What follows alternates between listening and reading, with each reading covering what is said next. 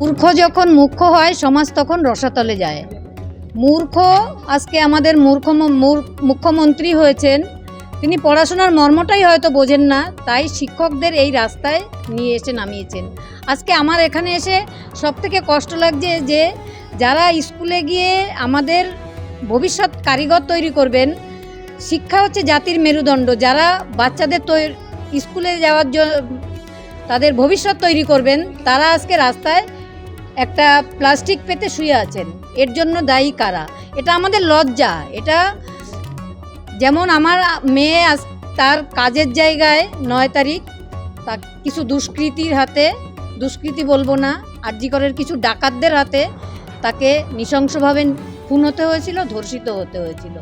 গলা কাটা তো ওনার কাছে, ওনার গলায় আগে আটকেছে।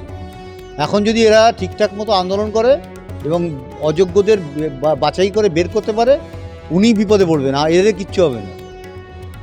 একদিন না একদিন এই সত্য সামনে চলে আসবে এবং তার ফল ওনাকে ভোগ করতেই হবে।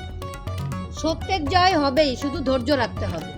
আমরা 9 মাস ধরে লড়াই করছি, জীবনের সব কিছু হারিয়ে ফেলেছি। এরা তো শুধু চাকরিটা হারিয়েছে, আমরা গোটা জীবনটাই হারিয়েছি।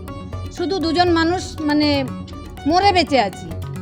বাড়িতে গেলে পুরোটাই শূন্য, মেয়ের সমস্ত স্বপ্নগুলো সমস্ত বাড়িতে ছড়িয়ে আছে, শুধু আমরা দুজন তার মধ্যে থাকি।